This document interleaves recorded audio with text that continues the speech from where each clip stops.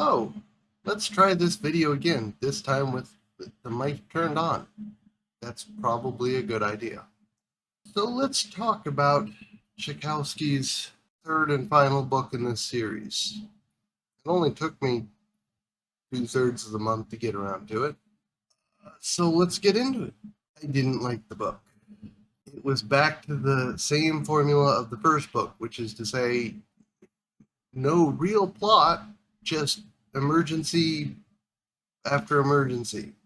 At this point, I was used to it. It wasn't exhausting anymore, it was boring. I was bored. It bored me. Because once you see the same kind of high-paced action so many times, you become so desensitized to it, you feel bored.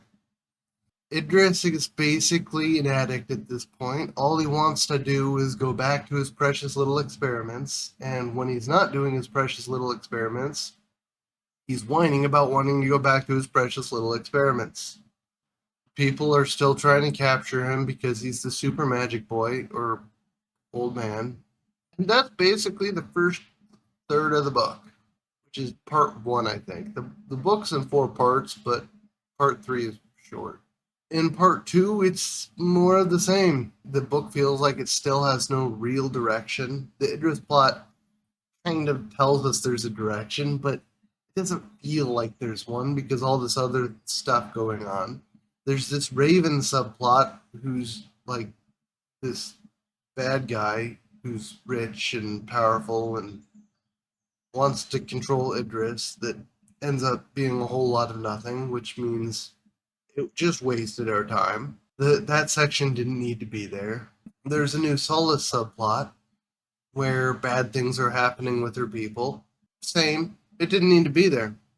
It amounted to nothing. 2 good people that we knew the names of ended up dead.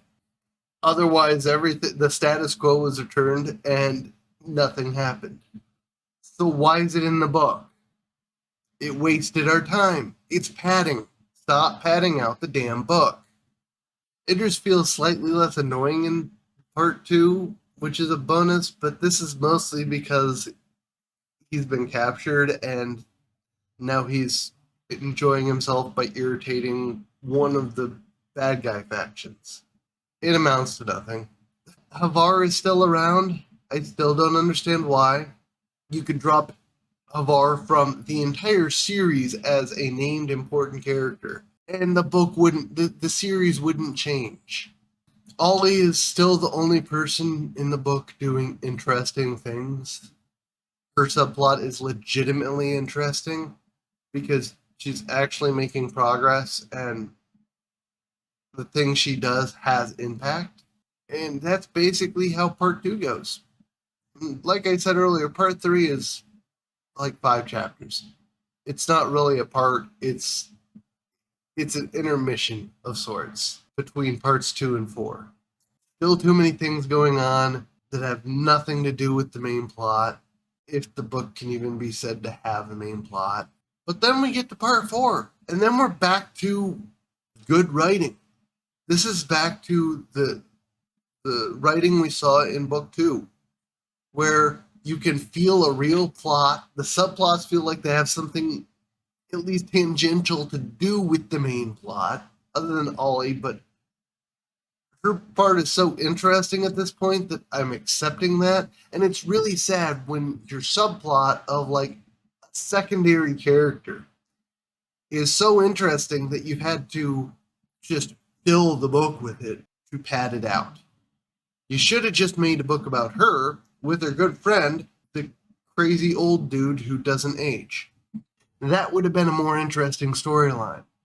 I kind of wish more time had been given to Idris and Solace. We're told they're a couple. I have to assume the author has reasons for this.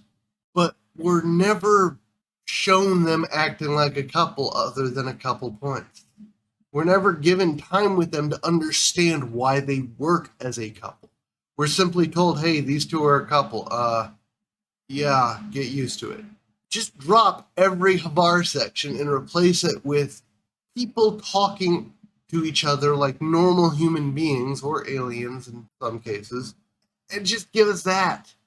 Drop this pointless bullshit and give us something that makes us care about the main characters more. The climax I felt was also kind of boring, which at this point isn't a surprise. I'm already quite bored. So, yay? I don't know what to do with it. It's boring. Idris goes and confronts the actual bad guys that have been hinted at for the last two books. He has words with them, or thoughts with them. They communicate. And then he does a thing, and it's changed, and then they die. And I'm keeping it pretty spoiler free there, but at the same time, that is more or less what happened. And is really kind of boring. Which again is par for the course with this series, really, other than book two. The post climax was nice. It gave us our little saccharine, everyone gets their happy ending if they're a good guy kind of feel. Again, Ollie is really the most interesting part of the post climax, and she isn't even there. Things with what happened to Idris are left quite vague, about as vague as I told you gave a description for the climax. The last couple pages gave us a little clarification on it, but still kind of vague. And the book was over. I don't think I'll be reading this author again. Over half of this trilogy was in a style that drove me nuts. Giving storylines to characters I didn't care about. Moving without any real plot or direction, just moving from emergency to emergency.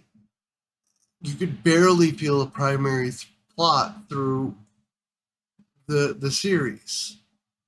He's just not an author that I find I liked. If he had taken all three books, which is about 1,500 pages, chopped out all the boring crap that has nothing to do with the actual storyline, put in some actual character development, fleshed out some of the subplots that were part of the main storyline and actually interesting, you would have had a good solid two books that were good. If you wanted a big book, it could have been one book. Yet he stretched it and padded it. At least that's how I felt. And I ended up quite frustrated. So, I'm not going to read him again. If you like this video, please leave a like. If not, a dislike. And if you've read this series, please let me know what you thought about it in the comments below. I hope you all have a wonderful rest of your day.